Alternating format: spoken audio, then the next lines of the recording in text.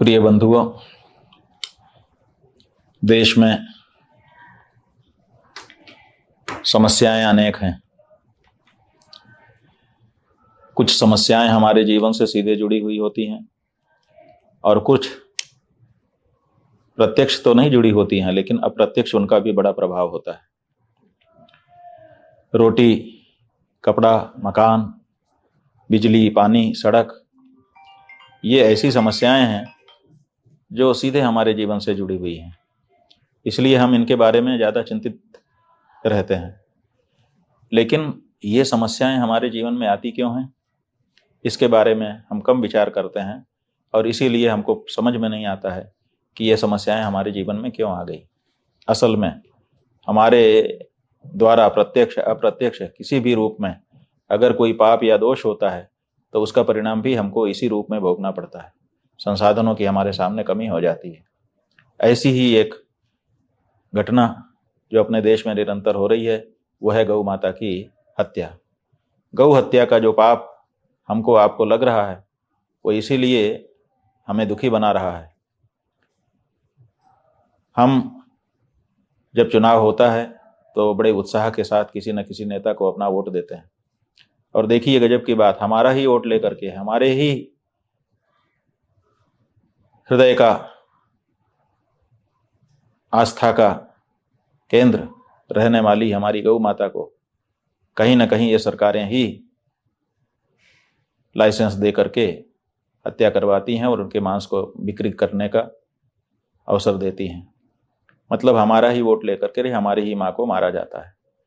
इसलिए हम लोगों ने ये सुनिश्चित किया था कि अब हिंदू ये तय करेगा कि हम किसी ऐसे दल को, किसी भी ऐसे दल के प्रत्याशी को वोट नहीं देंगे जो शपथ पूर्वक ये घोषणा न करे कि जीतने के बाद गौ माता की रक्षा के लिए वो कार्य करेगा। आपके राजस्थान में विधानसभा उपचुनाव हो रहा है। अंता पर इस समय मतदान होने वाला है। प्रत्याशी एक से एक आ चुके हैं, तरह तरह के सब्जबाग आपको दिखा रहे हैं, लेकिन गौ माता की रक्षा का वचन कोई नहीं दे पा रहा है। इसका मतलब है कि वो चाहते हैं कि जैसे 78 वर्षों से, आज़ादी के बाद से अभी तक गौ माता की हत्या होती आई वैसे होती रहे। लेकिन आपके ही बीच का एक बालक नरेश मीणा वो आगे आया है और उसने शपथ पूर्वक ये उद्घोषणा की है, हमें भी वचन दे करके आश्वस्त किया है कि उसकी अगर विजय होती है तो वो गौ माता की रक्षा के लिए अपना सर्वस्व निछावर करेगा। हमने गौ माता की रक्षा के लिए नरोत्तम पारीक जी नाम के एक सज्जन को वहाँ पर गौ माता की रक्षा के लिए नामांकन करवाया था।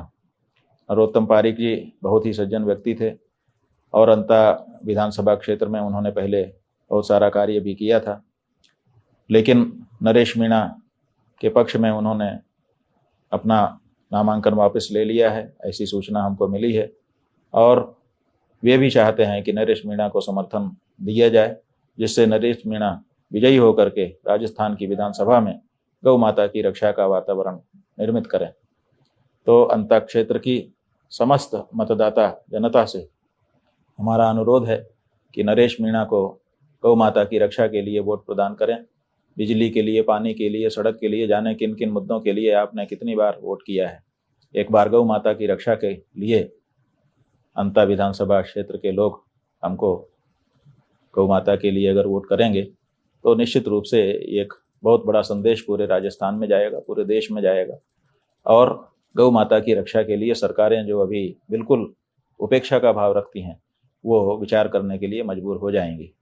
इनका जो चुनाव चिन्ह है वो गन्ना और किसान बताया गया है।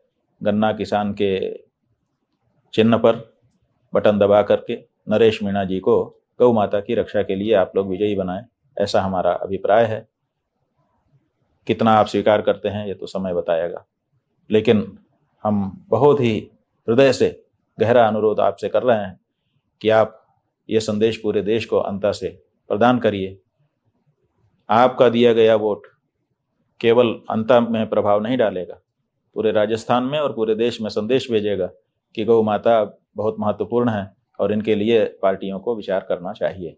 इसलिए अंता के एक एक मतदाता को गौ माता के लिए, पार्टियों की बात छोड़िए, गौ माता की रक्षा के लिए वोट करिए।